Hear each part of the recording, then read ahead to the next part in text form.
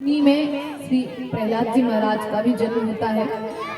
प्रहलाद जी को भी यही सिखाया गया था कि भगवान का अर्थ है महाराज हिरण्यकश्यप पालन पोषण करते हैं उनका।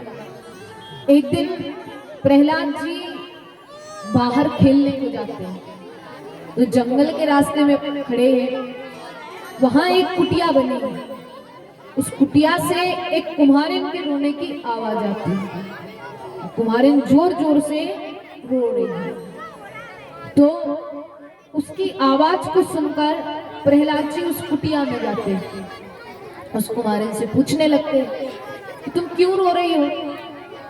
तब वो कुम्हारिन बताती है कि मैंने कुछ बिल्ली के बच्चे पाले थे, वो एक घड़े में बंद कर दिए थे और मैंने जल्दी जल्दी में ध्यान नहीं दिया तो उस घड़े को हमने चूल्हे पर रख दिया।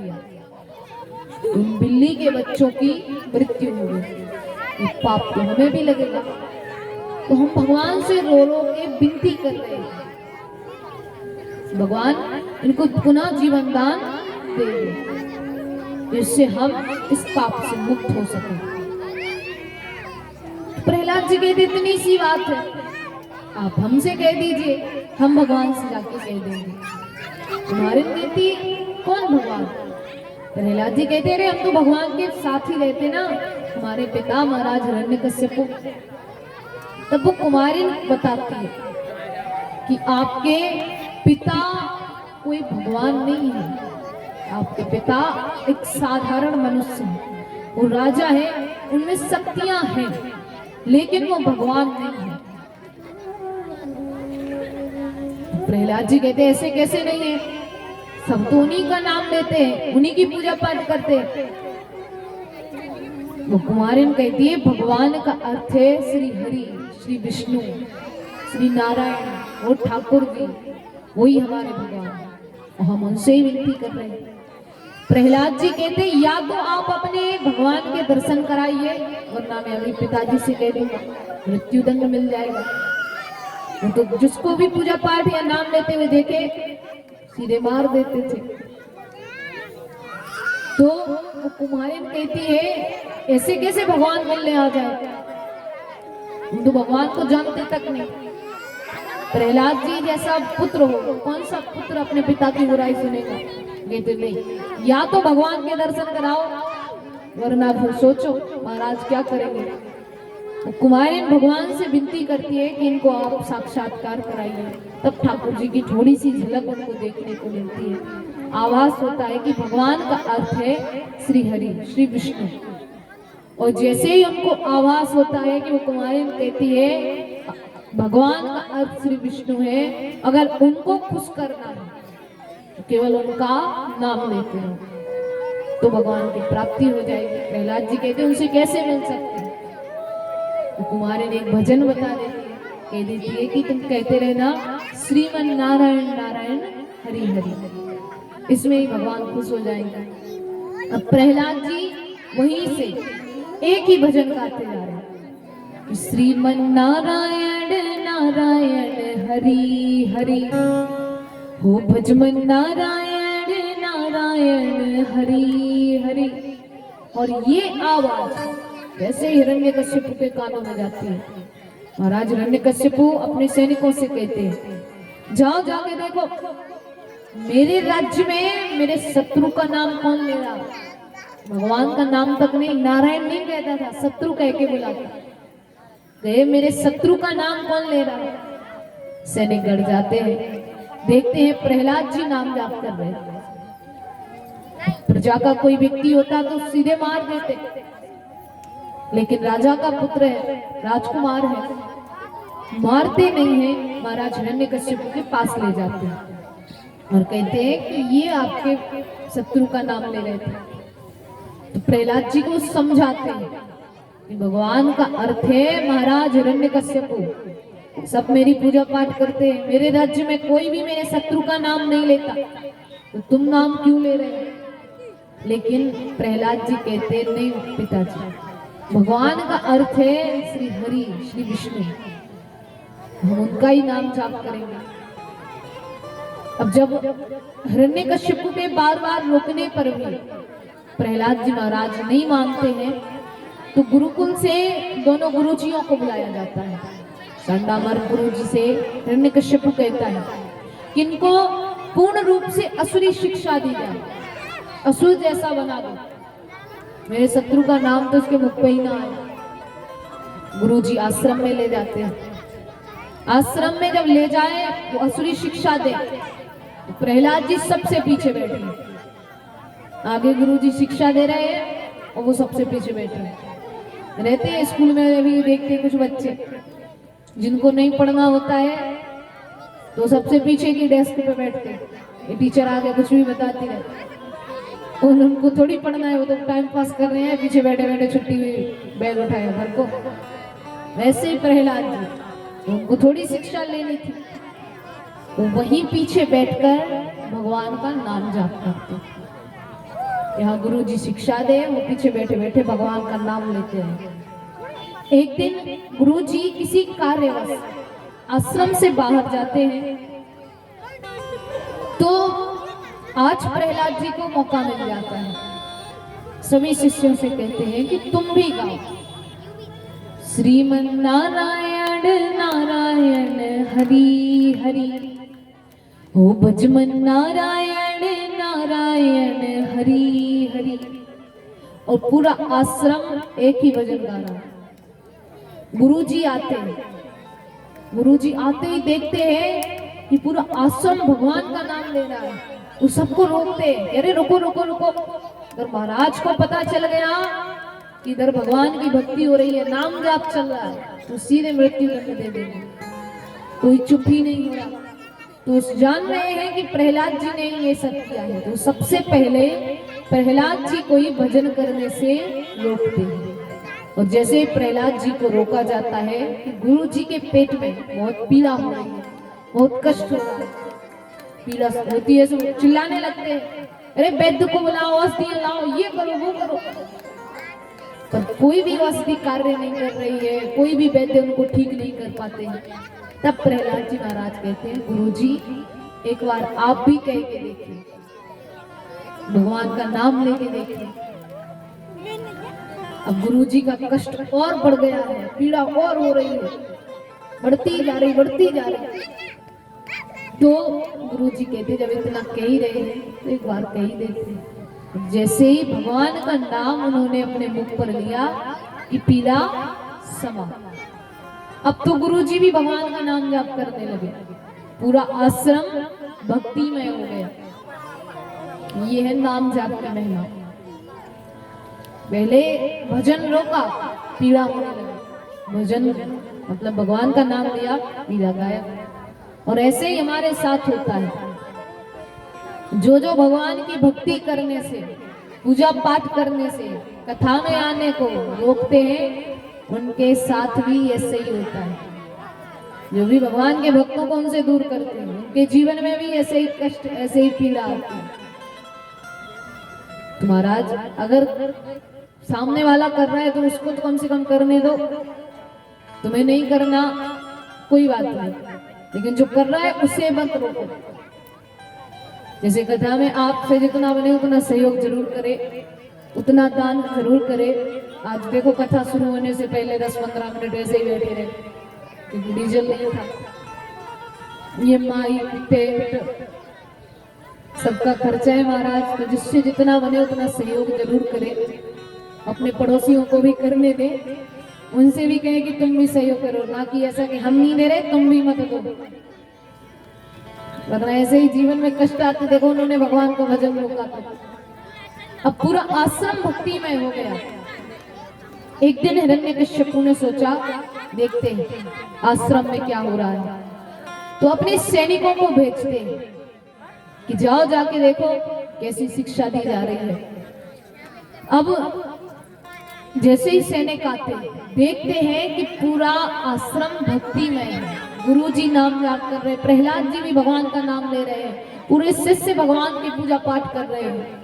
तो जाके बताते जाते हैं तो वहां तो बहुत भक्ति हो रही है, भगवान नारायण का नाम लिया जा रहा है। हिरण्यकश्यप कहता क्या कह रहे हो? अरे बोले आपके शत्रु का नाम लिया जा रहा है। फिर कुछ दिन बाद फिर से सैनिकों को भेजते हैं। उस समय उसने कुछ नहीं कहा, देखते हैं अगर ऐसे ही चलता रहा। फिर उसने सैनिकों को भेजा, सैनिक वही बात बताते आते हैं, पूरा आश्रम भक्तिमय है, तो बुला लो, वरना वो तो बहुत बड़े भक्त बन जाएंगे फिर ऐसे। तो हिरण्यकश्यप ने प्रहलाद जी को आश्रम से बुला लिया। इससे अच्छा तो महल में ही इनको असुरी शिक्षा देंगे, भक्ति नहीं करने देंगे, तो बुला लिया जाता है। एक दिन हिरण्यकश्यप प्रहलाद जी को बड़े प्रेम से बुलाते हैं। वैसे भक्ति करने से रोकते थे, लेकिन आज बुलाते हैं, उनसे पूछते हैं कि प्रहलाद बताओ तुम्हें सबसे प्रिय कौन है। हिरण्यकश्यप को लगा कि वो ये कहेंगे पिताजी आप सबसे प्रिय हो। तो उन्होंने इसी भाव से उनसे पूछा कि बताओ प्रहलाद तुम्हें सबसे प्रिय क्या है। प्रहलाद जी कहते हैं पिताजी मुझे भगवान की नवधा भक्ति यानी भक्ति करना बहुत पसंद है। ये सुन के तो हिरण्यकश्यप के नेत्रों में क्रोध उतर आया। वो कहने लगता है कि श्रुता तदे प्रियम दैत्यो दुस्सहं तनयान्हया कोपनावेश्चिच्छलं नात्रं पुत्रं हन्तु मनोदधे पुत्रं हन्तु मनोदधे। हिरण्यकश्यप कहता है कि जब तुम्हें मेरी बात नहीं माननी है, इससे अच्छा तो तुम मेरे पुत्र ही नहीं होते। कितनी बार रोका है कि मेरे शत्रु का नाम मत लो, शत्रु का नाम मत लो, लेकिन फिर भी तुम नहीं मान रहे हो। जब नहीं मानते गोदी से नीचे उतार देते हैं। अब प्रहलाद जी ने जैसे ही भक्ति के बारे में कहा, नाम जाप बंद नहीं किया, भक्ति और बढ़ने लगी, तो हिरण्यकश्यप ने कहा कि मुझे ऐसा पुत्र नहीं चाहिए, इसको मार देते हैं। ऊंचे ऊंचे पहाड़ों से गिराने की कोशिश करी जाती है, मारने की कोशिश करी जा रही है, लेकिन भगवान उनके साथ थे तो मृत्यु नहीं होती। विष देकर मारने की कोशिश करी जाती है, तब भी प्रहलाद जी की मृत्यु नहीं होती। होलिका भी प्रहलाद जी को गोद में लेके अग्नि में बैठती है, लेकिन होलिका का दहन हो जाता है। हिरण्यकश्यप की बहन थी होलिका, लेकिन होलिका का यहाँ दहन हो जाता है। और प्रहलाद जी जैसे भगवान का नाम लेते हुए गोद में बैठे थे, वैसे ही बैठे रहते। कहते ना जाको राखे साइया मार सके ना कोई। प्रहलाद जी के साथ तो स्वयं ठाकुर जी थे, तो मार नहीं पा रहे हैं। अब हिरण्यकश्यप कहते हैं मैं अब खुद अपने हाथों से मारूंगा। इतने प्रयास कर लिए पर मृत्यु नहीं हुई, तो अब अगर खुद मारेंगे तो शक्तियों की भी जरूरत होगी, क्योंकि नारायण तो युद्ध करने आएगा ही आएगा। तो कहते हैं एक काम करते हैं, पहले तपस्या करते हैं, शक्तियां एकत्रित कर लेते हैं, फिर नारायण से युद्ध करेंगे। जब नारायण ही नहीं रहेंगे तो भक्ति कहाँ से हो जाएगी उनकी। तो तपस्या करने की सोचकर माता कयाधु से कहते हैं कि हम कुछ दिन के लिए तपस्या के लिए जा रहे हैं, फिर कुछ दिन बाद वापस आएंगे। माता कयाधु कहती ठीक है। यहाँ महाराज हिरण्यकश्यप तपस्या के लिए जाते हैं, जंगल में पहुंचते हैं, एक वृक्ष के नीचे बैठते हैं। बैठते ही तपस्या शुरू ही करने वाले थे, वही उसी वृक्ष पर एक तोता आता है, और वो तोता कहता है नारायण नारायण। ये सुन के तो हिरण्यकश्यप तुरंत खड़ा हो जाता है, कहता है आज का तो दिन ही शुभ नहीं है, आते ही शत्रु का नाम सुन लिया, और क्या पता अगर आज से हमने तपस्या करी तो फल मिलेगा भी या नहीं मिलेगा। तो आज तो हम तपस्या नहीं करेंगे। उठ के सीधे राजमहल चले जाते हैं। राजमहल में पहुंचते हैं तो माता कयाधु कहने लगती है, अरे महाराज आप तो तपस्या करने को गए थे, वापस क्यों आ गए?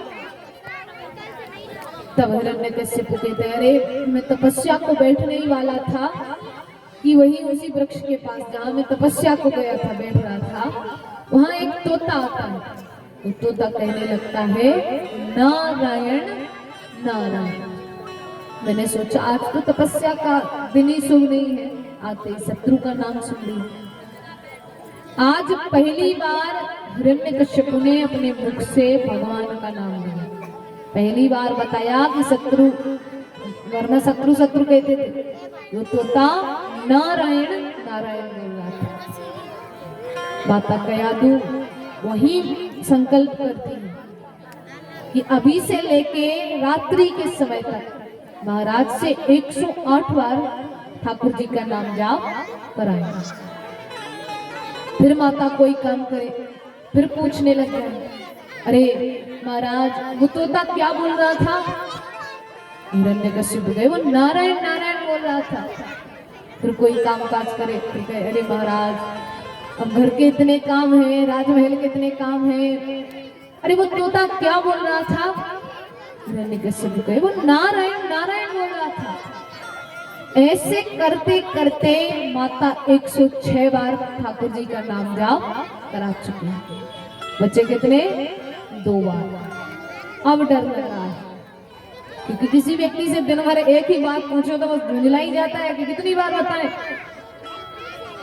अब रात्रि का समय होता है, हिरण्यकश्यप महाराज कक्ष में है, माता कक्ष से बाहर दरवाजे पे खड़ी है, अंदर तक नहीं गई, वहीं खड़े खड़े कहती, अरे महाराज अब बच्चों के काम में व्यस्त थे, अरे वो तोता क्या बोल रहा था? हिरण्यकश्यप कहते हैं, कितनी बार कहूं वो तोता नारायण नारायण बोल रहा था। ऐसे करते करते 108 बार ठाकुर जी का नाम जाप माता ने कराया। अब फिर कुछ दिनों बाद फिर से सोचते हैं महाराज कि अब तपस्या करने जाते हैं। वहां प्रहलाद जी भी अपनी भक्ति और करते ही जा रहे हैं। हिरण्यकश्यप तपस्या के लिए जाते हैं तो ब्रह्मा जी की तपस्या करते हैं, घनघोर तपस्या कर रहे हैं। अस्थि का पिंजर बचा है, कई जीव जंतुओं ने घर बना लिया, शरीर पर घर बना लिया है, पर तपस्या बना नहीं है। ब्रह्मा जी की बहुत तपस्या करी तो ब्रह्मा जी बड़े जल्दी खुश हो गए। ब्रह्मा जी ने हिरण्यकश्यप से कहा, मांगो वरदान, क्या चाहिए? तुम्हारी तपस्या को देखकर मैं खुश हुआ। तो हिरण्यकश्यप कहने लगा, आप मुझे अमर कर दो। ब्रह्मा जी ने कहा, ये वरदान मैं नहीं देता, ये वरदान तुम्हारे शत्रु यानी नारायण देते हैं, उनकी तपस्या करो, कुछ और मांगो। हिरण्यकश्यप कहता है, नहीं, आप तो मुझे अमर करिए, अन्यथा की स्थिति में कुछ भी नहीं चाहिए। ब्रह्मा जी ने कहा, तो ये वरदान मैं नहीं देता हूं, ये वरदान केवल नारायण देते हैं, तो जो कि तुम्हारे शत्रु हैं तो उनकी तपस्या करो, उनसे ये वरदान मांगो। हिरण्यकश्यप कहता है, मैं तो दूसरों को नाम ना लेने दूं और आप कहते हो तुम तपस्या करो, तो हमें कुछ नहीं चाहिए, हमारे पास हर चीज है। ब्रह्मा जी कहने लगे, ऐसे थोड़ी होता है, इतनी तपस्या करिए तो कुछ तो मांगना पड़ेगा।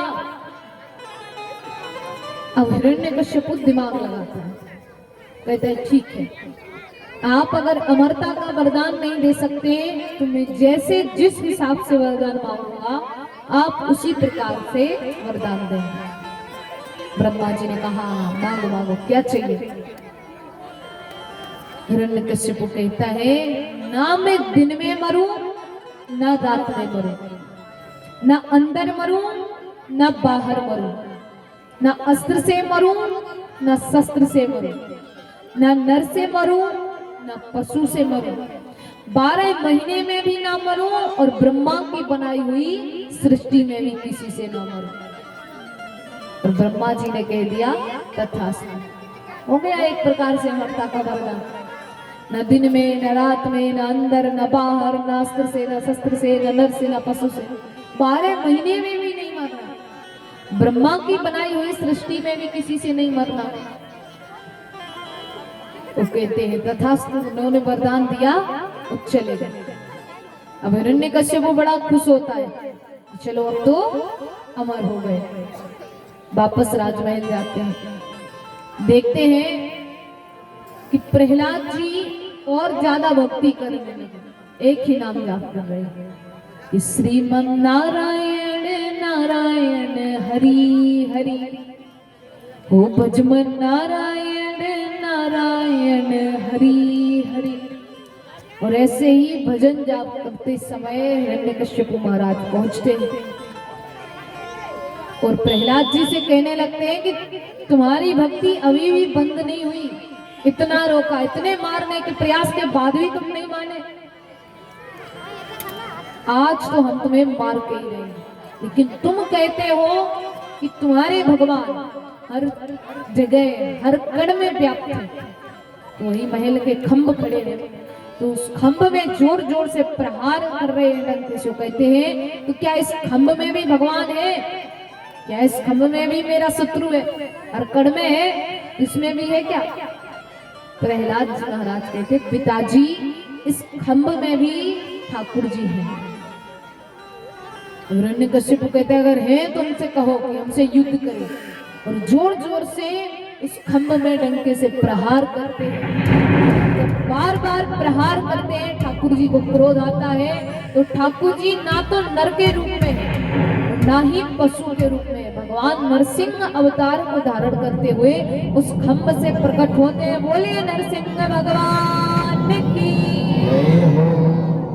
अब ना भगवान नर के रूप में ना पशु के रूप में है, और जैसा उसने वरदान मांग रखा था कि मैं 12 महीने में भी ना मरूं, तो उन्होंने ठाकुर जी ने उनको मारने के लिए अलग से पुरुषोत्तम मास की यानी अधिक मास की रचना कर दी है।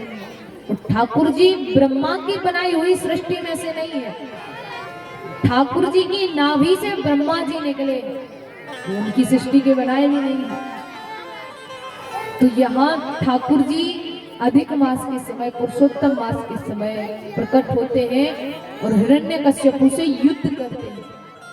ठाकुर जी का हिरण्यकश्यप का युद्ध होते होते शाम का समय हो जाता है, क्योंकि उसने मांगा था दिन न रात, तो शाम का समय है और भगवान से उन्होंने कहा था ना अंदर न बाहर। तो ठाकुर जी युद्ध करते करते बीच दहली पर ले जाते हैं और उसने कहा था ना अस्त्र से मरूं ना शस्त्र से मरूं। तो ठाकुर जी अपने नुकीले नाखूनों से बीच दहली पर उसको रख के उसकी छाती को चीरते हैं, वो छाती को चीरते ही हिरण्यकश्यप का वध होता है। बोलिए वृंदावन बिहारी लाल की। तो इस प्रकार से हिरण्यकश्यप का वध हुआ। अब भगवान का क्रोध अभी भी समाप्त नहीं हो रहा। भगवान ने इतना भयंकर स्वरूप कभी नहीं बनाया। भगवान हुम हुम की हुंकार करते हैं तो देवी देवता लक्ष्मी माता को भेजते। कितना क्रोध भगवान ने पहले कभी नहीं किया है, तो उनका क्रोध शांत करी। लक्ष्मी माता बड़ी खुश, अरे देवताओं को आज हमसे काम पड़ गए। लक्ष्मी माता कहने लगी ठीक है, तो मैं जाती हूँ, देखती हूँ। जैसे ही लक्ष्मी माता आती है कि भगवान का क्रोध देख के दरवाजे से ही लौट गए। अरे देवी देवताओं ने कहाँ फंसा दिया था, ऐसा भयंकर स्वरूप भगवान बनाए बैठे हैं। तब प्रहलाद जी भगवान की स्तुति करते हैं और वो ही ठाकुर जी का क्रोध शांत कर दे। ठाकुर जी के बीच और प्रहलाद जी के बीच बहुत सी बातें होती हैं। भगवान से कहने लगते हैं कि भगवान ऐसे तो मैं 5-6 वर्ष का हूं, लेकिन मेरा विवाह 5 स्त्रियों के साथ हो गया, उनसे तृप्ति कैसे मिले? 5 स्त्रियां काम क्रोध मोह लोभ माया। प्रहलाद जी कहते इनके चक्कर में व्यक्ति आपका भजन नहीं कर पाता, क्योंकि फिर आपकी माया इतना प्रभाव कर देती है कि आपके भजन में मन ही नहीं लगता। इनसे तृप्ति कैसे मिले? ठाकुर जी कहते हैं भोगों का उपभोग करने से कभी तृप्ति नहीं मिलेगी, भोगों का त्याग करने से तृप्ति मिलेगी। जैसे आंखें, आंखों को सुंदर दृश्य चाहिए, जीभ को हमेशा अच्छा स्वाद चाहिए, त्वचा को हमेशा अच्छा स्पर्श चाहिए, कानों को भी मधुर वाणी चाहिए। जैसे कहते चलो अच्छा देख लिया, अब कुछ भयंकर सा दिखाओ, ऐसे तो कोई नहीं कहता, सब चाहते कि सुख मिले। तो ऐसे ही भगवान कह रहे हैं कि हम भोगों का त्याग नहीं कर सकते। तो जब त्याग नहीं करोगे, संसार में रहोगे, संसार को भोग की दृष्टि से देखो, तृप्ति मिलेगी। लेकिन हम संसार को भोग की दृष्टि से देखते हैं, कितना संसार से ले लो। संसार में अच्छी चीजें हैं, बुरी चीजें हैं, दोनों प्रकार की चीजें हैं। लेकिन ये तुम पे निर्भर करता है कि तुम किसे ग्रहण करना चाहते हो, अच्छाइयों को ग्रहण करना चाहते हो कि बुराइयों को। पहले खुद अच्छे बनो, दुनिया अपने आप अच्छी लगने लगे। पहले खुद को बदलो। लेकिन हम क्या करते हैं कि खुद की बुराइयों पे तो ध्यान नहीं देंगे, चले हैं दूसरों को सुधारने, क्योंकि खुद को सुधारना बड़ा कठिन लगता है। तो खुद को नहीं सुधारेंगे, दूसरों को सुधारेंगे कि इनमें ये बुराई है। मेरे हिसाब से जितना दूसरों पे ध्यान देते, इतना ही अगर खुद पे ध्यान देते शायद कहीं और होते। जहां आज है आपका स्टेटस जीवन का, जहां चल रहा है, उससे कहीं ज्यादा ऊपर होते। दूसरों को मत देखो ये क्या कर रहे, तुम खुद क्या कर रहे हो वो देखो। ऐसे हर किसी के कहने से खुद पे प्रभाव मत लाओ। इस आदमी ने हमसे ऐसे ऐसे कह दिया तो वो तो ऐसे ही। आपके जीवन में 2-4 ही व्यक्ति ऐसे होने चाहिए कि